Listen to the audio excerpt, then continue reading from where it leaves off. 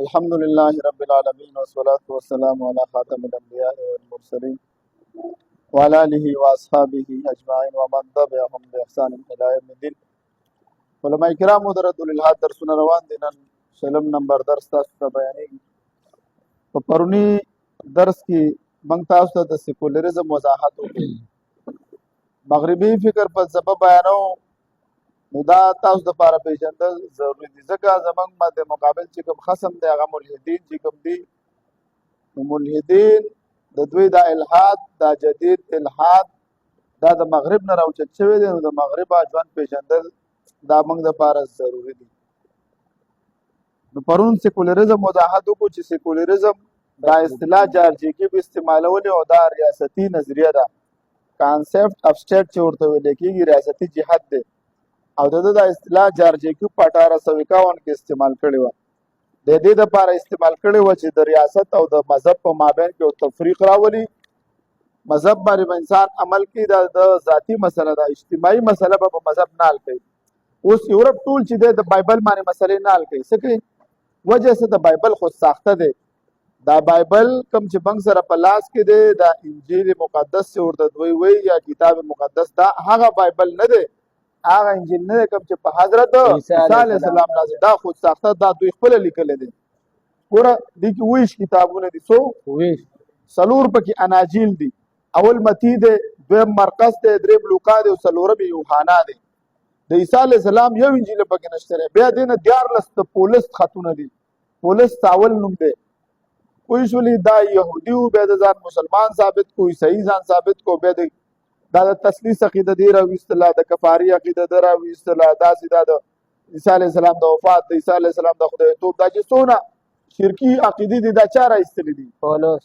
بل یو عیسائی راغلی او ما ورته ویل عیسی علیه السلام خدای دی، ستاسو په نسبت خدای زوی دی، نعوذ بالله و خدای دی. ما په خپله په 15 حوالې ما ذکر کړي، ما هغه ویډیو شیر کړی. هغه ځان ته ابن آدم وایي او ته وایې دا خدای دی. آیا د خدای پیدایش کېږي؟ آیا خدای باندې مرګ راځي؟ آیا خدای په خر سورلي کوي؟ نعوذ بالله. دا ګور عیسی علیه السلام خپل شاګردان ولېږه، ورشه ولیکي نه یو پلانکي ته ووایه، ملک ته ووایه چې خر راولېږه. خر بچی راولېږلو، خر راولېږلو، کچر دا پې سورلي کوله. آیا نو دا اوس عیسی علیه السلام چې پیدا شو څه وکړو؟ پلار او مور څه کړو؟ زموږ عقیده د پلار نه بغیر الله پیدا کړی دی. پلار یې و کوژدن شوی و، یوسف کوژدن شوی و. د چا سره؟ د مریم علیه السلام سره. موږ وایو دا خبره ستاسو غلطه ده. پاکه بیبي و، هغه کوژدن هم نه وه شوې چې الله تعالی حضرت عیسی علیه السلام بغیر د پلاره پیدا کړو معجزتاً. نو دوستانو دا خلک چې دي زموږ مد مقابل دغه څوک دي؟ دا ملحدین دي چې دوی د یو وخت کې د کتاب خاوندانو. دوی کې اول سیکولریزم وضاحت وشو. راځو دویم ته اوس راځو. بیا پرون پکې دا اعتراض وشي چې په هندوستان کې ستاسو اکابرین ولې د سیکولریزم تایید کوي. الحمدلله په هغه باندې پوه شوئ. درې اوس راځو دویم شاخ دی، لیبرلیزم، آزاد خیالي. څه شی؟ آزاد خیالي. لیبرلیزم څه ته وایي؟ د هغې دا ولې پیدا شو لیبرلیزم، او د ده څه خصوصیات دي، د څنګه طریقو سره کار کوي. نو دوستانو په مغرب کې تقسیم شوي خلک، لکه نن چې ما ورته تقسیم یې که نه، ګوره ستا د 22 ګریډ افسر، ستا د 18 ګریډ افسر تنخواه لکونه ده. څه شی ده؟ لکونه. بجلی ورته فری ده، موټر ورته فری دی، پټرول ورته فری دی، هر څه فری دي. یو سړی چې 150,000 روپۍ تنخواه اخلي، دا هم سرکاري ملازم دی، خو دا لاندې طبقه کې دی، نو ده باندې بیل په لکونو روپو راځي، نو ورته یو سهولت نشته. ښه راشه بیا عام مسلمانانو ته راشه، کوم چې سرکاري نوکران نه دي، دوی څونه مشکلاتو کې ژوند تېروي. دا د طبقې اوس راشه، ته د ایم پی ای ته راشه، ته د ایم این ای ته راشه، د اسمبلۍ کې چې دا ایسي ګانو ته ناست دي، دا د یو اجلاس په لکونو د میاشتې دا یو 6 لکه روپۍ تنخواه اخلي. څو دوی څه شی کوي؟ صرف ناستې چې خوب پکې وکړي، ایسي په حالونو کې ناستې خوبونه کوي. نور هر څه بلډ پروف ګاډي ورته ورکړي. دا د طبقاتو تقسیم دی، دا وسایل غیر منصفانه تقسیمیږي. مجبورۍ نه به خلک غلطه غلا، مجبورۍ نه به خلکونه څه جوړېږي؟ غله به جوړېږي. دوستانو یو سړي له بچي نار پراته، یو سړي له بچي بیماران، بیا ستا څه خیال ساتي؟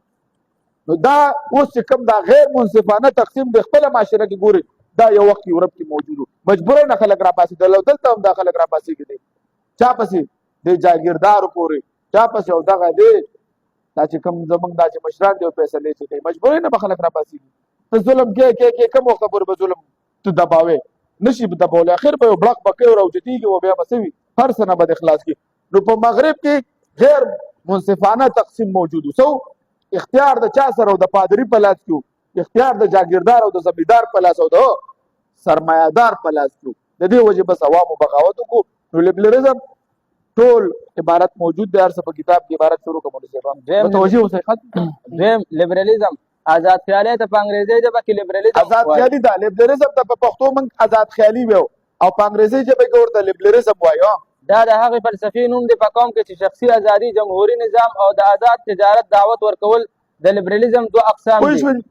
بیا د لیبرالېزم دوه اقسام، د لیبرالېزم دوه قسمه دی. یو د مذهب د قید نه ځان خلاصول او دویم معاشي لحاظ سره ازادي حاصلول. بس مذهب نه هم ځان خلاصوي او چې هر په لري کې د مذهب خو هغه مذهب خود ساخته و، عیسائی خود ساخته مذهب نه خو هغوی ځان خلاص کړي خو اسلام موږ له اصول ذکر کړي دي. اوس لیبرل خلک هغه چې څنګه هغوی د عیسایت نه خلاص کړي موږ هغوی کوشش کوي چې موږ مسلمانان اسلام نه خلاص کړو. دا ورسره موږ نه منو دوستانو. د مذهبي د څو قسمه دی لکه دا به تاسو کوم لیبرالېزم په دوه قسمه دی. یو مذهب نه ځان خلاصول، یو آزاد تجارت، آزاد بزنس کول، د سود پابندي وپکې نه چې څه پکې څنګه چې ته کاروبار حاصلولی شي، نه به د مذهب پابندي او نه به د حکومت پابندي. دوستانو د مذهبي لیبرالېزم نظریې والا وایي په موږ باندې د مذهب پابندي مه لګوه، موږ خپل ژوند ته پرېږده. نن تا د ملحدین هم وایي یار ته پرېږده مړه دا مذهبي پابندي، موږ خپل آزاد خیالۍ ته پرېږده چې څه وکړو، چیرې بیرې وکړو، زناګانې وکړو. موږ ورته وایو د زنا دا خوند خو دې بیا ښځې له ورکوه که نه. ته خو وایې چې په زنا کې خوند دی، نو ستا ښځه دا خوند ولې نه محرومېږې؟ هغه له هم خوشي کړه چې ځه ښځې ګرځه، زړه خوشحاله وه. پرې لور ته هم بیا ورکړه چې ته زنا کې که نه. موږ خو اسلام منع کړي، موږ ته اسلام ویلي زنا به نه کړي، که سړی دی او که ښځه دی زنا پې بنه ده. او ملحدان څه وایي؟ وایي زنا کې خوند دی، شراب کې ګناه کې خامخا خوند. نو دې خوند نه بیا ښځه منې کې. بعضې دلګان پکې وایي چې زه نه منې کوم، څه بعضې دلګان پکې وایي چې زه مې خپله لور د دې خوند نه منې کوم، بس ځان سره بوای فرنډ کور ته راولي، زه ورته خوشحالېږم. ما ته غټ دلی پښتونه مې ورته داسې د بې غیرته دلتوب ته رسېدلی. خو مذهب چې ته فالو کې تا کې بغیرت موجود دی، چې مذهب دې وي. آزاد خیالۍ دا تحریک په 18 او 19 صدۍ کې پیدا شوی دی. دا کله پیدا شوی دی دوستانو؟ دا 18 او 19 صدۍ کې دوستانو. د دې درمیانه طبقې والا خلکو د جاګیردارانو او مطلق العنانې خلاف جدوجہد وکړو. د دې په نتیجه کې انقلاب امریکا غلام پاتې شوی دی. امریکا ازادي حاصله کړې ده د 1756 تر د 1763 عیسوي کاله پورې. داسې انقلاب فرانس او په خپله باندې امریکا چې دی دا په 1777 کې غالبا شو آزاد شوی دی. دې نه بعد په دنیا حکمراني کوي. څو 1777 نواله اوسه پورې څه کوي په دنیا کافر زامن دی وروره. بس همداسې موږ نه لري، زموږ یو بم ورته نه رسېږي، زموږ یو مسایل ورته نه رسېږي. پوره یو براعظم پکې اخوا دی. نو بیا به اب هغه له صرف دغه زموږ مشران دی خدای دې ورته ویلي چې تاسو موږ افغانستان کې اډه یو پرېږدئ، را دا ورته ویل چې یو اډه موږ له واشنګټن کې راکړئ، چې دا یو اډه یې ورکړې وی بس دا یې ولکه زه یې مخکې ځم. یو بل اډه هلته نشته دی، د دې اډې په ټوله دنیا کې دي. نو ځکه په تا باندې بس هغه اډه کې ډولرس دې ساتلي دي. ستا ته چې کوم اپریشن یې کړي هغه ټول وسایل یې ته راوړي دي، بس جادونه الوزي ورته ناست داسې ورته خړ خړ جوړ دي. او که دې پې بنده کړه تجارت در باندې بند دی، خوراک څښاک در باندې بند دی، ستا وسایل در نه وړي. یو بم یې کافي دی ستا دپاره. ستا ټول په دنیا کې صرف 2 بم استعمال کړي دي، هیروشیما او ناګاساکي. څوک ورسره سترګو کې سترګې نه اچوي سوا دې ځوانان نه. شاباس. همداسې انقلاب فرانس 1789 عیسوي کال نه واخله تر 1794 عیسوي کې رامنځته شو. د ټولو نه اول د آزاد خیالۍ لفظ اهل سپین استعمال کړی دی او همداسې د ټولو نه مخکې د آزاد خیالۍ سیاسي جماعت هم په سپین کې منظم شوی دی. سپین کې منظم شوی دی مولوي صاحبانو. د معاشي اعتبار سره د آزاد خیالۍ نه مراد آزاد تجارت، ذاتي ملکیت او بغیر د کوم رکاوټ نه درآمدات او برآمدات اجازت ورکول. دوستانو پوه شولې دا د معاشي اعتبار سره په آزاد تجارت پکې لیبرالېزم ته باقاعده طور جان لاک د دې ګوره د هر یو فلسفي مشر معلوم وي. د دې مشر څوک دی؟ جان لاک دی. د تاریخي پیدایش دی 1602. د فلسفي یو شکل ورکړو. د لیبرالېزم پیژندنه دپاره دا ضروري ده چې د مغرب ژوند نه خبر یې. اول چې ته لیبرالېزم پیژنې نو ته به تا ته وایي چې آزاد خیالي پکار ده، ته به نه پوهېږي چې آزاد خیالۍ نه څه مراد دی. نو اول به د مغربي ژوند نه ځان خبرې نظریه د نظریه د الحاد الحاد په تیزۍ سره ترقي کړې ده. یوه نظریه د لیبرالیزم پکې هم شامل ده. د لیبرالیزم فلسفي بنیادي درې اصول دي: یو ازادي، دویم مساوات، او دریم ترقي. درې خبرې مغرب ته د څه درجه لري تاسو ته ما ویلي وو، د ایمان د ایمان درې خبرې دي. دا په دې باندې د ایمان د ازادي، مساوات او ترقي. نه پکې ازادي شته او نه پکې مساوات، او دا کومه ترقي چې کړې ده دا زمونږ په وسایلو زمونږ په وینو دوی ترقي کړې ده. څه شی ټول وسایل زمونږ چلی، زمونږ د مسلمانانو د ملکونو وسایل چلی، خو څه چل دا دی ټکنالوژي کې مخکې دي. موږ مسلمانان په څه کې لګي اوس دا هر څه په موږ راتپي. دا د ملا نقصان دی. د ملا څه نقصان دی؟ کورمیراتو دا ستاسو د دې تعلیمي ادارو نقصان دی. نظر کې نیوټن پیدا شو، نظر کې آینسټاین پیدا شو، شپږ 50 اسلامي ملکونه هسته یو کې داسې دغه نشته. او چې ایټم بم د جوړ کړی نه څه چې ته استعمالولی نشي خپل اختیار لپاره. د فلسطین د اسرائیل د بچو د فلسطین د بچو ته دغه نشي کولی، حفاظت نشي کولی په داسې ایټم بم به ته څه وکړي؟ ایټم بم ستا د اختیار ګیرې ستا د اختیار د چا په لاس کې دی؟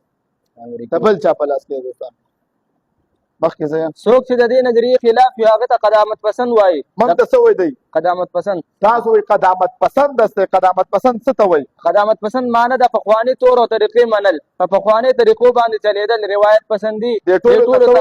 دې ټولو ته وایو قدامت پسند. د لیبرلیزم وضاحت څه بس؟ د لیبرالیزم بنیادی نعره د ازادي. نو دا خبره قابل غور ده چې د ازادۍ نه د مغربي مفکرینو څه مراد دی. په مغربي فکر او معاشره کې ازادۍ ته بنیادی اهمیت حاصل دی. ټول مغربي فلسفي به یا د اجتماعي ازادۍ نه غیر چاپیره ګرځي او یا به د انفرادي ازادۍ نه. نو دا پیژندل ضروري دي چې د مغربي تصور ازادي نه څه مراد دی. نو د مذهب قیوداتو نه ازادي حاصلول زموږ دیسي لیبرالان چې دلته موجود دي، اگر چې د لیبرال دا مفهوم نه بیانوي، دا مفهوم تاته نه بیانوي چې مذهب نه ځان وباسه، لیکن د لیبرالیزم حقیقي مفکرین او دانشور جایزه واخلي. دوی ته به ته ووایي چې ګوره د لیبرالیزم خو دا معنا د مذهب د قید نه ذات آزاد کته دا ځان ته وایي. دا بعضې خلک ځان ته لیبرر وایي، زه لیبرر یم چې به فخر پې کوي. آزاد خیال هم څه معنا؟ لیبرر آزاد خیال. نو ته به ورته وایي چې د لیبرر خو دا معنا ده د مذهب د قید. او یاد ساتئ ګوره دا به تاسو زمانې دا خلک راځي ته به بیا نه پوهېږي چې دوی څه ځان به د الفاظو هیراپیري به در سره کوي. درته به وایي رپولې ډېر خو 400 حدیثونو کې ثابت دي، بیا به څه کوي؟ څه به ورته وایي؟ څه جواب هم کړی دی؟ سنت خو نه دي که نه ثابت خو دي، ثابت خو یې زه منم. تا ته به دا لیبلر راشي چې یاره دا زه آزاد خیال یم، نو ته به ورته ووایې چې د مذهب د قید نه دې ځان آزاد کړی. چې دا ویل خو کافر نه شو؟ یو سړی د مذهب د قید نه ځان آزاد کړي چې زه مونځ نه منم، انکار وکړي، د فرضیت د مونځ نه انکار وکړو، خو دې ته وایي د مذهب د قید نه ځان آزادول که نه.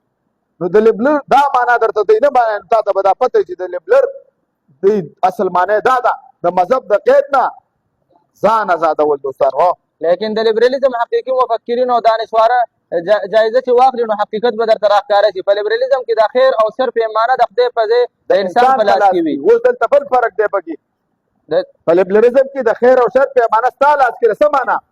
که ته چېرته مسجد ته لاړې هم ته ښه سړی، او که ته چېرته بد کار کې هم ته ښه سړی. بد پکې نشته دی دوستانو. د دې مطلب دا دی که څوک شراب څښل غواړي او څوک کوم حرام کار کول غواړي نو دته اختیار حاصل دی، ځکه چې د انسان ته ازادي حاصله ده. لیبرالیزم د هر قسمه مذهبي تعلیماتو او حدودو نه ازادي حاصلولو نوم دی. لیبرالیزم د اسلام په نقطه نظر سره کفر دی. ها لیبرالیزم باندې به ځان پوه ساتئ دوستانو. دا فلسفې ته دا نن سبا معاشره کې موجود دي. دا خلک تاسو یونیورسټیانو کالجونو ته لاړ شئ، بیا به تاسو ته پته ولګي د لیبرالیزم د پیدا کېدو وجوهات. د لیبرالیزم اصطلاح ولې پیدا شوی دی؟ لیبرالیزم د هغې وضاحت صاحب. د لیبرالیزم اصطلاح پېژندلو دپاره ضروري ده چې اول انسان د مغربي معاشرې او د هغوی د ماحول نه ځان خبر کړي او د هغوی جایزه واخلي چې هغه کوم وجوهات وو چې د هغې په نتیجه کې په یورپ کې د لیبرالیزم تحریک آغاز وشو. اول طبقاتي تقسیم. دې کې طبقاتي تقسیم موجود و، جاګیردارانو تاجرانو په منځ کې اختلاف و، مذهبي طبقې خپلو کې اختلاف لرلو، یو به په بل د کفر پتلې لګولې، بل به د بل دغه شانته کې د مذهبي طبقې د علم سره دښمني و، خلک علم ته نه پرېغوستل. دغه شانته کې دا 4-5 وجوهات چې د دې په منځ کې د لیبرالیزم منځ ته وجود ته راغی. اول طبقاتي تقسیمه د 15مې صدۍ عیسوي نه واخله تر د 14مې صدۍ پورې زمانه د یورپ تاریخ ډارک ایکس پوه شولې تاریخ د و. دا ولې دلته د چرچ غلبه وه چې وه چرچ غلبه وه. دوی وایي ګوره یورپ چې څنګه مذهب لري کو ترقي وکړه، راشي تاسو مذهب وغورځوئ. موږ یو مذهب څه خود ساخته مذهب و، هغه د ترقۍ په لاره کې خنډ و، خلک د علم نه محروم کړي. موږ د علم نه موږ څه ویو؟ طلب العلم فریضة علی کل مسلم. بل حدیث دی الکلمة الکلمة الحکمة ضالة المؤمن حيثما وجدها فهو احق بها. دا کلمه د حکمت دا د مسلمان شتمنی ده چرته وی دا دی حاصله کی دوستانو. دا حدیث موږ اس کله مسلمانان اول د جاز ماډل دا چا پیش کړو عباس بن فرناس د ویل چې مرغېلو چې انسان الوتل شي د به انسان پورې وزر متړل خدا به هغه پرې وته به د سوچ کو چې دا وری هغه به د لکې نه غنوا هغه پورا لکه تاسو دا څومره تاسو د مسلمانانو فارزامي وګورای فارابي وګورای ابن سینا د ابن سینا کتابونه اوس په دا کې پراته دي سکی په یورپ کې په یونیورسيټو کې په نصاب کې شامل دي.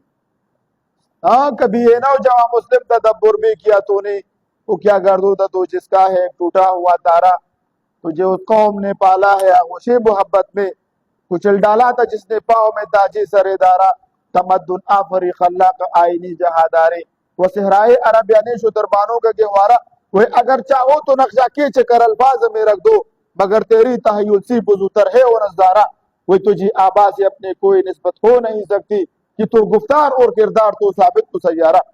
کوئی گنوادی ہم نے جو اسلاف سے میراث پائی تھی گنوادی ہم نے جو اسلاف سے میراث پائی تھی وہی مگر وہ علم کی موتی کتابیں اپنے آبا کے مگر وہ علم کی موتی کتابیں اپنے آبا کے جو دیکھے ان کو یورپ میں تو دل ہوتا ہے سپارہ لاٹ سے تاسو د یورپ لایبرری نو ګور استاد اسلاف دا کافرونو کتابونه د میډیکل د ساينس د دې کتابونه ډک دا وای په تحقیقونه کوي دی وای موږ ویلو د جدید فلکیات بانیان کوپرنیکس کړي دا خبره دوی غلطه ده مخکې درسونو کې به موږ وضاحت کړل د جدید فلکیات او ابتدا چا کړی دا مسلمانانو کړی دا مسلمانانو ساينسدانانو کړی او په دې باندې موږ افتخار کوو زموږ مسلمانان پکار دي چې موږ عام مسلمان طبقه په دې خبره کوو چې په ساينس او ټکنالوژي کې چې تاسو پرمختګونه ګوري د دې بنیاد ول چای خېده دا ول مسلمان خېده الحمدلله موږ په دې افتخار کوو هو دی اوس به د دې ما به د بل په دغه معنی دغه چې څو ورته وي ها زي بخښي اول طبقاتي تقسیم د 15 صدې عیسوي نه واقع تر 14 صدې پورې زمانه د یورپ تاریخ ډارک ایج دور او زمانه ده. په دې زمانه کې په یورپي معاشره کې طبقاتي تقسیم توهم پرستی ظالمانه سزاګانې رواج او جهالت دی وخت سوا توهم پرستی پکې موجود و ظالمانه سزاګانو رواجو جهالت پکې آبو تر دې چې انسان به مله د خپل بدن صفای ته اختیار نه لرو کو تا به د بدن صفای به کمی صحیح وکړه نور به د کفر فتوا لګوله څه به کوله د کفر فتوا نور به چې وای دا یو مسلمانو یو عیسیو او هغه د دغه غونډه کې ولګ د مالدار غونډه کې ولګ د تاسو سره چې دلته دا چې سړی ورو هغه د بدن صفای شروع کړله او رسته نور پادریانو کې د کفر فتوا لګوله ته کافر صرف صفای کول باندې انسانان خپل ژوند کې اختیار نه لري خپل ځان صفای ځکه دای سوې څونه چې تناولې رهبانيت والے دونه به تسي خدای ته پنځه اسلام سوې لا رهبانيت فی الاسلام شابه په هغه معاشره باندې د مسلط شوی چرچ اجاره داری و د دې نه علاوه په یورپي معاشره کې د دولت غیر مساوي تقسیم او د اختیاراتو ناجایز استعمال په وجه مختلف طبقات په وجود کې راغلل. د دولت د غیر مساوي تقسیم په وجه په معاشره کې د امیر او غریب درمیان ډیر فرق پیدا شوی په معاشره کې د امیر او د غریب ډیر ګیپ دی. دا وګورئ تاسو د سرکاري نوکرانو ته چې دوی له څونه مراتبونو کې عام مسلمانان دی وایي موږ انصاف کو څنګه انصاف کې دی چې تاسو ماډل د مدینه ورکوي د مدینه د امیر المؤمنین او د مسلمان تنخواه ته اوس ته وګوره کنه د خپل امیر المؤمنین ته وګوره د له څونه تنخواه ورکوي او د هغې د امیر المؤمنین انصاف په هغه دا به یو وخت راځي دا خلک باندې تپوس کوي په هغه معاشره کې غریبانو ته نه کوم قانوني او نه بل کوم بنیادي حقوق هر یو سرکاري محکمې ته لاړ شو ته غریبي تا سره دي چېرته ستا دي جایز کار بغیر د رشوت وکړي کومه محکمه پکې داسې شته مراعات یافته پرکټي په موږ کې نه ولیدې پاسه مراعات یافته طبقې داسې تقسیم قصدن اختیار کړی و. د دې نه وروسته په ایدا حکمت بیانولو چې هره طبقه به په خپله ذمهواري پوره کوي عبادت والا صرف مذهبي معاملات پورې محدود او زمینداران او تجارت والا خپل کار سره عرض او د هر یو طبقه خپل ذمہداري پوره کوله او په دې طریقې سره هر طبقه مطمئن و. د دې طبقاتي تقسیم په معاشره کې محرومي پیدا کړه عوامي محرومي په مختلف شکلونو کې ظاهره شوه. زمیندارانو بغاوت وکړو په انفرادي طور محروم طبقې د جاگیردارانو او مالدارانو خلاف بغاوتونه شروع کړل. داسې کولو سره عام خلک اتلان او قهرمانان مارټن لوتر پیدا شو ورته ویل د مذهب اصلاح سره کولی شي د مذهب تعلیمات سره چلولی شي په دغه دغه دا جان لاک شو په دغه جارج کیوب شو په دغه ایډم سمیت شو په دغه هغه څه ورته اډم هوم شو په دغه فرانسیس بیکن شو په دغه رینډي کارت شو په دې کې دا خلک را پیدا شو دوی هغوی له سترګو کې سترګې واچولې چاته مذهبي طبقې ته او مذهبي طبقې شاته کړه. دویم د جاګیردارانو او تاجرانو په مابین کې اختلاف د لیبرالیزم نه مخکې په یورپ کې داسې ماحول چې یورپ د خپل جغرافیایي جغرافیا د حدود زیاتولو لپاره د جنګونو دایره وسیع کړه. موږ سره 1500 کاله جنګېدلي سو صلیبي جنګونه په موږ کړي خو یو ازبکې موږ نن نه نیولې او نه ټول علم اسلام باندې د دوی قبضه ده او که نه ده نو سوچو کې چې شته او که نشته نه. جاګیردار طبقې په خپله ځمکه کې د اضافې لپاره په جنګونو کې سرمایه‌کاري وکړه. د جنګونو نتایج مختلف راتلو په صورت کې جاګیردار طبقه کمزورې شوه او تاجران نور هم مالدار شو. د دې په نتیجه کې په معاشره کې توازن خراب شو. جاګیردارانو په مقابله کې تاجران د حکمرانانو پسندیده شو ځکه تاجرانو به په جنګونو کې سرمایه‌کاري هم کوله او قرض به هم ورکولو. دریم د مذهبي طبقې باهمي اختلاف د لیبرالیزم د تحریک نه مخکې په مشرقي او مغربي کلیساګانو یو کې مشرقي اختلافات پیدا کلیساګانې دي یو مغربي کلیساګانې دي دلته غټ اختلاف د عقیدې پیدا شو. که هغه د عقیدې مسایلو کفر فتوی ولګول عیسایانو څو د په خپل باندې د فرانس یو مشهور دغه د نیپولن بوناپارټ په نوم باندې دا یو جنگي جرنیل لکه په موږ چې مشرف دغه شان د کې سړی او دا به کوم چې د پروتستانت قبیلې ولا دا به وجل دا به د خپل دغه لیکلي دا چې کله مړ کېدو وای هغوی راځي وای ما په عذابۍ چېرې تا ولې موږ وجلي که نه د هغوی هغه ارواح وایي راځي او ما په عذابۍ چېرې تا دا نو دوستانو دوی یو بل باندې د کفر فتوې ولګولې دوستانو که هغه د عقیدې مسایلو او که هغه عملي مسایلو او که هغه د اختیاراتو مسایلو. مشرقي کلیسا د هولي آرتوډوکس چرچ او مغربي کلیسا د رومن کیتولیک په نوم سره تقسیم شو. د دې سره عوامو په عقایدو کې اختلاف پیدا شو. د مذهب علمبردارو به خپل ځانونه د الله نائب تصور کولو او د هغوی د هر حکم نه انکار کول داسې ګڼل لکه د الله د حکم نه انکار کولو په شان. منکرونو د قتل حکم به نافذولو او د دې سره به ډېر تاسو ته به وایي چې مذهب همیشه څه کړي دي ساینسدانان او فلاسفه ورته به وایي چې هغه اسلام نه دي کړی چا کړی دي هغه عیسائی خود ساخته مذهب کړی دي. که تاسو ته به دا د مسلمانانو مثالونه درکړي ته به ورته وایي په معاشره کې اکثر ظالم دغه پاتې شوي حکمرانان زموږ په معاشره کې اوس هغوی د ظلم د وجې چې اوس علما شهیدان شوي هغې سره بسې کوي. د امام ابو حنیفه رحمت الله علیه جنازه د چېرته نه وتلې ده زار یې نه دي ورکړي دغه شانته کې تاسو راوالئ زموږ څونه اسلاف دي. امام احمد بن حنبل رحمت الله علیه سره څه کړي دي سعید بن جبیر رحمت الله علیه سره څه کړي دا راوالئ د خپله کابرین راوالئ ابن تیمیه رحمت الله علیه دا څونه چې راځي لاندې راځي تر اوسه پورې چې دا د هندوستان د ازادۍ پورې زموږ اکابرینو ته څونه تکلیفونه څونه شهیدان شوي نو دا خو پاس شوي دي نو دا خو د اسلام د مذهب پورې څه اړه نه لري. دا خو هغه باچا ظالم څه باچا ظالمونو دغه شانته کې که مسلمانان د علم خاوندان دي لاړ شي سپین اندلس ریکارډ راوس پړئ یورپ نه تپوس وکړه تاریخي عرب راواړوئ دا انګریزانو لیکلي کتابونه داسې نور کتابونه هغې کې خپله وضاحت موجود چې هغه وخت کې د مسلمانانو زنانه هم تعلیم یافته وي سړي خو یې لا پرېږده خپلې لایبرېنې په زنانو کورونو کې لرلي. زما او ستا ښځې څه شوق لري سونا کالي د سپین د مسلمانانو د زنانو به څه شوق وي علم کتابونو به ځان له به لایبرېنې جوړې کړې دوستانو الحمدلله 800 کاله موږ ته حکومت کړی دی هلته دا ټول هغه یورپ دی سپین خو یورپ دی لنډې هغه ټوله ورسا خوا منتقل کړله هر څه زموږ ختم کړه مخکې ځه او د هغوی د هر حکم نه انکار کول یې داسې ګڼل لکه د الله د حکم نه انکار کولو په شان منکرینو د قتل حکم به یې نافظولو او د دوی سره به په هغه پادریانو صرف خپل ځانونو ته د علم نسبت کولو. نو د مذهبي شدت پسندۍ د وجې نه د عوامو د دین علاوه بل لار تلاش کولو سوچ او فکر شروع کړو. څلورم د مذهبي طبقې د علم سره دشمني. د لیبرالیزم نه مخکې په مغرب کې د مذهب علمبردارو د ساینسي علوم حرام ګرځولي وو هغه ځکه چې د هغوی د عقیدې او نظریې خلاف وو نو هغوی ساینسي علوم حرام ګرځول. دا مرکز چې ځمکه ده د کائنات مرکز ځمکه د عیسی علیه السلام دلته راغلی دی. دا چې کله دوی به ساینسي تحقیقات کول مشاهده کوله دا د بطلیموس عقیده وه نظریه وه بطلیموس عقیده دوی خپله کړه. فیثاغورس نظریه پیش کړې وه چې مرکز د انور دی دا دوی نه لرله. چا به چې کوم ساینسدان به کوپرنیکس اخره کې په دوربین کې وکتل هغه ورته وویل چې وروره که تاسو به ما باندې کافر فتوا ولګوئ خو را روان نسل به تاسو نه معاف کوي. نو هغه وخت دی ګلیلي به عمر قید کوسې وکړو او چې بهی زموږ د خلاف ولې چلېږي عقیدې خلاف ما ورته ویلي وو دې ګلیلي ورته ویل د هوښیار سړی ورته ویلې کور میراتو په دې بایبل کې لږ تاویل وکړي ګینې کافران کېږي را روان نسل ځکه خو لاړه که نه بایبل هغه یو زمونږ قرآن دی چې دی قرآن چې څه ویلي ګوره دا الهامي کتاب دی په ده کتابونه لیکلی شوي دي لکه ډاکټر مورس بوکای د په کتاب ولیکلو جدید ساينس قرآن او بایبل هغه ویل د قرآن د فلکیاتو متعلق چې څونه آیاتونه یې 100% درست دي درته وایم چې دا موضوع دومره عام موضوع ده چې دا ته خپله باندې وایي خپله به دې په خدای ایمان سیوه کېږي چې الله موجود دی جنت موجود دی جهنم موجود دی اسلام حق دین دی ولې ته مذاهب علم مطالبه کېږي دوستانو او ساینسدانانو ته مختلف سخت سزاګانې ورکولې پادریانو خپل خود ساخته تعبیرونه په ساینسدانانو باندې نافذ کولو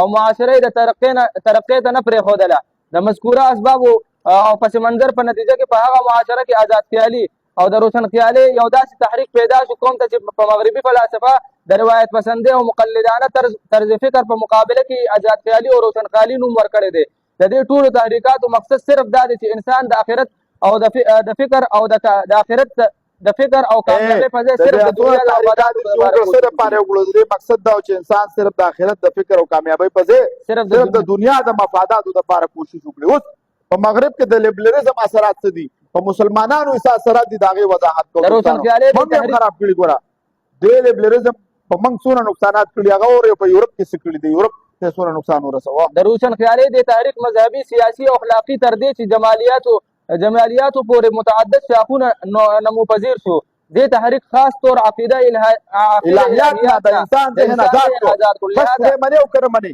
آخرت منې او که نه منې جنت او جهنم منې او که نه منې لهذا په عقیده او چرچ باندې مختلف قسمه اعتراضات وکړل په تعلیمي ادارو کې دا سوچ او فکر خور شو خاص طور د آکسفورډ چې کومه ساینسي یونیورسټي ده دوستانو او د هغې نه وروسته د آکسفورډ یونیورسټي او په نورو ښارونو کې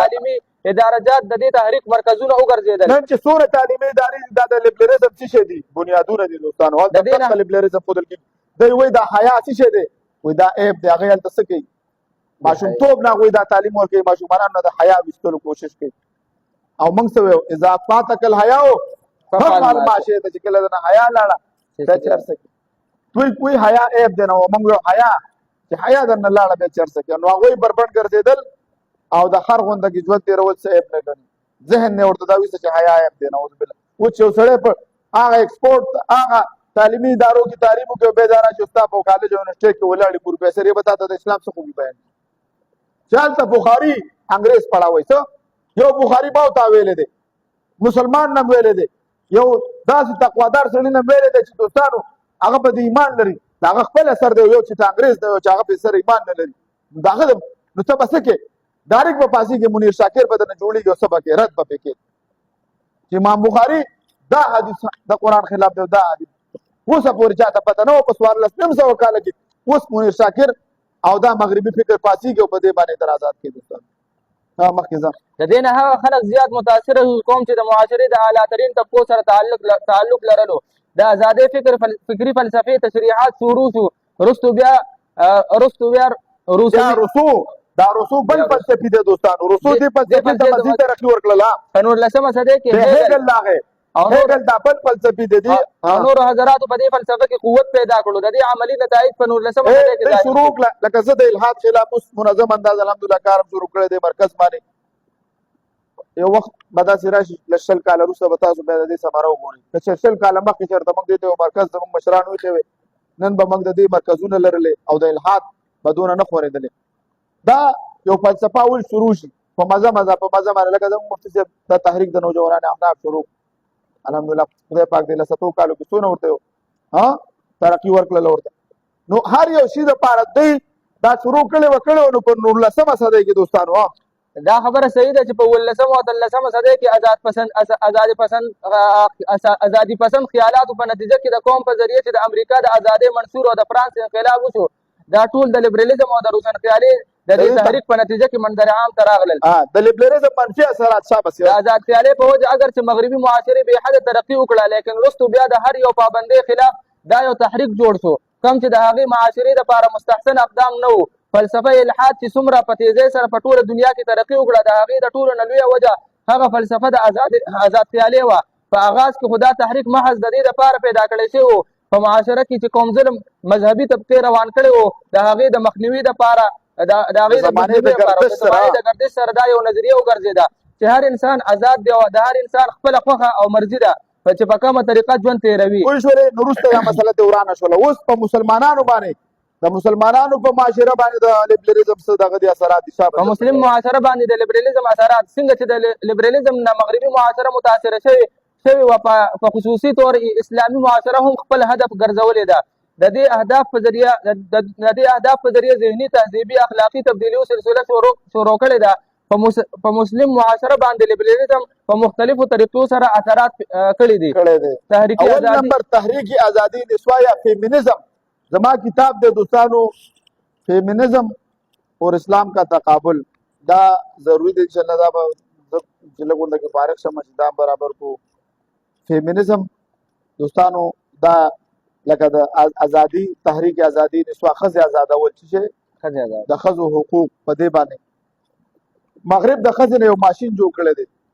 مغرب د آزاد خزې نه وینده جوړه کړې ده. مغرب د آزاد خزې نه اشتهارګاه جوړه کړې ده. په دې باندې موږ خبره کړې ده. پخوا د وینځي به پوره لباس نه اغوستلو، نن آزاده ښځه په یورپ کې پوره لباس نه اغوندي. سړی به پوره لباس اغوندي او ښځې ته ذهن دا جوړ کړی چې پوره لباس اغوستل قدامت پسندي ده. نو د دې وجې نه غریبه مجبورۍ نه بربنډه ګرځي. ښځه اشتهارګاه ده. که موبایل خرڅېږي که څه چې خرڅېږي که ضرورت وي او که نه وي دا به ښځه به په دې کې ولاړې ځان به مخکې وروسته کوي او دوی دپاره څه کوي؟ مقابلې د حسن کوي. مقابلې د حسن دپاره دا ټول. نو دا د فیمینزم د تحریک مطلب یې څه شی دی؟ بې حیایي عام کول، ښځه کور نه راایستل. ښځه چې یورپ ته کور نه راویستله اوس کور کې کېنولی نه شي. کوشش کوي دا د مغرب دا پرکټي دا ما تا باندې چې مسلط دي، دوی کوشش کوي زما د مسلمان او ستا د مسلمان ښځه کور نه بهر راایستل غواړي. ښځې کور کې کېنوي، په عزت کې کېنوي. او مشران اکابرین چې کومې خبرې کوي دا ګوره سل په سله درست کوي. د دې ما شیخ ادریس صاحب مکمل بیان دی. هغه وایي چې ښځې کور کې کېنوي په عزت سره. ګوره دنه وروسته دا د لیبرلیزم فلسفه ده، د فیمینزم دا فلسفه ده. قربانم شم مخکې ځه. تحریک آزادي نسواء یا فیمینزم روشنخیالي په مسلم معاشره کې خپل اثر رسوخ قائم کولو لپاره په خاص اهدافو سره د تحریک آزادي نسواء تحریک شروع کړی دی، کوم چې د مغرب نه وسه شوی دی. وایي میرے جسم میری مرضی. دا وایي اوس د جلوسونه روباسي او دوی څه کارونه کوي. او دا خوشنما نعره په مسلم معاشره کې اورېدل کېږي. په مغربي معاشره کې چې د ښځې سره کوم نفرت انګیز سلوک کولی شي نو د هغې پر د عمل کې آزادي نسواء تحریک شروع شوی دی. په یورپ کې آزادي نسواء تحریک باقاعده طور آغاز د انقلاب فرانس نه وروسته وشو. د فرانس انقلابي مفکرینو په نزد د مساوات مرد او زن کوم تصور نه و. په کال 1784 کې د فرانس په انقلابي اسمبلې کې یو رکن کونډورست په خپل تقریر کې مطالبه د ښځو د حقوق دپاره مطالعه وکړه چې د ښار د خلکو په حقوق کې ښځې هم شامل کړي. دا اوسه پورې هغوی دونه حقوق ښځو له نه ورکول چې د حقوقو کې دا ښځې هم شامل کړي. دا انسانان دي. هغه سره څه وکړو؟ د دې په نتیجه کې هغه باندې د باغي فتوا ولګوله او هغې پانسي کړو. حکومت پانسي کړو. دوستانو په دې یو خبره چې د ښځې حق یې وغوښتو. دونه دا ظالمانه رویه روانه وه په یورپ کې د ښځو سره. تحریک آزادي نسواء چې څنګه د مغربي ښځو استحصال وکړو په موجوده زمانه کې مسلم خواتین هدف دي. زما او ستا خورې هدف ګرځولې ده. د یو سازش لاندې د ښځو دپاره یې داسې جال خور کړی دی په کوم کې چې په اسلامي احکاماتو باندې چې کومه زنانه د خپل خاوند د خپل بچو د خپل پلار او د مور خدمت کوي دا څه شی د قید کې ده. او کومه ښځه چې په ایرهوسته وي، کومه ښځه چې په بس کې کلنډره وي، کومه ښځه چې په هوټل کې ویټره وي چې د پردو د هوس د پردو سړو د څه شی کې د نظر لاندې وي او دغه نه هغې له پاغه دغه په نظر د هوس په نظر ګوري. وایي دا ازاده ده. ازادي دې ته وایي. ازادي دې ته وایي چې دا په کور کې په عزت ناست او د خپل بچو د خپل پلار د خپل مور ولې معاشي بوج یې پته نه دی اچولی. خاوند به یې ورله ګټي او دله به یې راوړي، پلار به یې ګټي او دله به یې راوړي، رور به یې ګټي او دله به یې راوړي، زوی به یې ګټي او دله به یې راوړي. ټول الټه کړي دي. هر څه الټه کړي دي. ذهن کې اچولي دي چې تاسو ښځې قید کړي دي. هلکه ښځې قید کړي دي. ښځې په خپل ځي کېنولي دي. انزل الناس منازل او هر سړی په خپل ځي باندې کېنوي. موږ د ښځو چې کوم مقام دی هغه ورکړی په عزت کې په کور کې کېنولي، په پرده کې کېنولي. تاسو یې وایي بارې راوباسئ چې خلکو له خدمتونه وکړي. نو زما خور زما مور زما ښځه چې ما ته خدمت کوي نو دا قید شوه. او چې تا پردي سړي ته خدمت کوي دا ازاده شوه. دا کوم قانون دی؟ خدا په هغه په دې باندې هغه سړی په دې خبر پوهېږي چې هغې خیرت دي. او چې سړی دله شي نو بیا به هغې نه څه ګیله کوي. د یو سازش لاندې د ښځو دپاره یې داسې جال خور کړی دی په قوم کې چې په اسلامي احکاماتو باندې د ښځو حقوق پیدا کول یې مقصد دی. کومې ښځې چې د دې فتنې نه متاثره شوي دي هغوی وایي چې اسلام د سړو مذهب دی. ما په خپلو سترګو دا لیدلي دي او اورېدلي مې دي په دې غوږونو یو ښځه وایي اسلام صرف د سړو مذهب دی وایي موږ له سیندې راکړي ای مسلمانې خورې تا ته دا ژوند پیدا کېدو دا عزت دا اسلام درکړی دی ته خو چا ژوندی نه پرېوتلې تا ته چې په میراث کې حق درکړی دی درله اسلام درکړی اسلام نه مخکې چا میراث تا ته د عدت د تېرېدو نه مخکې به ښځه څه وه د چرګانو کوډنۍ کې به یې بنده کړه کاله پورې به ده ته د لمبلو اجازه نه و کاله پورې به ده ته د خپل مطابق ژوند تېرولو اجازه نه و عدت به د یو کال ته به چا په ښځه به چا په انسان کې دا وایي شیطان دی څه شی دی ښځه وایي شیطان دی چا به ورته ویل چې دا یو دی چا ورته حقوق نه ورکول دا دې اوس هم ونه کتل تر د 1784 پورې تا ته په یورپ کې چا د ښځې په نظر نه کتلو د انسان په نظر ورته نه کتل تا ته عزت اسلام درکړی دی او ته پاسېږې ته په اسلام د ښځو ذهن کې څه وکړو دا خبرې کېنولې دوستانو او دا تعلیمي ادارو کې دا ښودل کېږي څه کېږي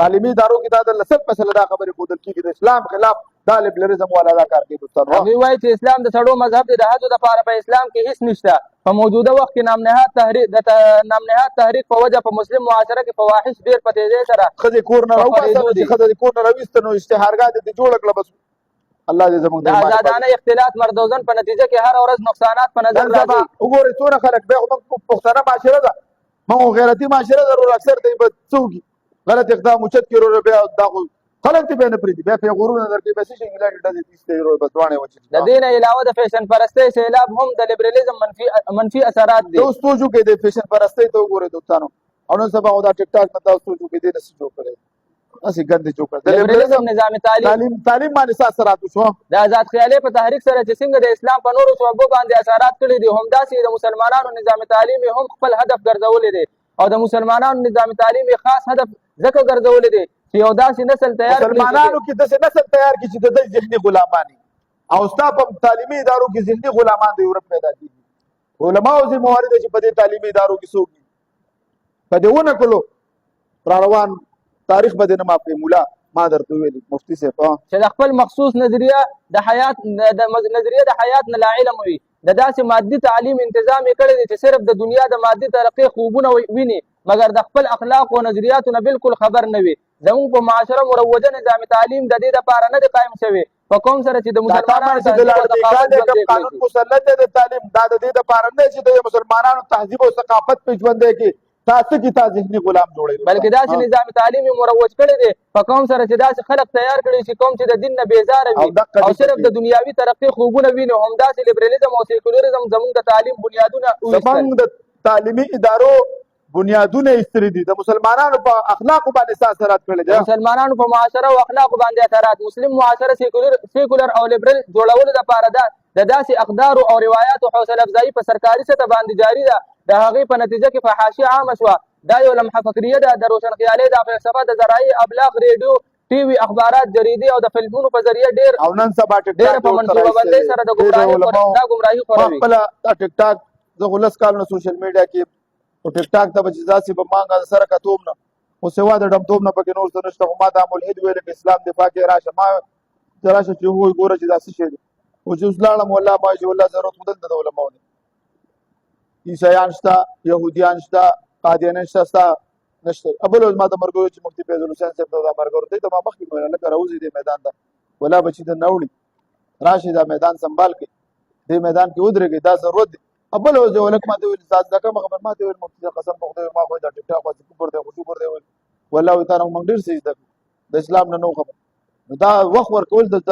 ضرورت دی دوستانو نن سبا وخت کې دا هر مسلمان بیا چې خاص کر ستاسو غونډه کې ځوانان دا نشته دی دوستانو چې په هره مسله خبرې الحمدلله هم په نورو مسلو خبره سي اختلافي زموږ منځني اختلافات په دې خپل عقیده ډنګ کې چوټ باندې بیانولی شي هم د نورو مسلو په عقیده هم خبره سي شکر دی تاسو ضرورت دی دوستانو یقینا درته مسلمانانو کې د بېحیایي خورئ تاسو علماو له پکار دي چې په دې میدان کې کلکه مقابله وکړي دوستانو او اسلامي اقدارو د ختمولو کوشش کوي د مسلمانانو دیني اقدار او عقایدو په باره کې د بنیاد پرستۍ الزامونه لګوي نو نوې نسل د خپلو مشرانو نه بدل کولو کوشش کوي دوستانو دریم نمبر چې دی دا به کیپیټالیزم دی دا به وایو دا معاشي نظام دی چې دی معاشي نظام دی دا به سبا وایو په مغربي قوم کې دوه ډلې دي یو سیاسي نظام دی یو معاشي نظام دی د دې دوه شي دي اول نمبر چې دی سیکولرزم دا سیاسي نظام د معاشي نظام کیپیټالیزم دی دویم نمبر چې دی اشتراکي نظام دی د دې دوه شي دي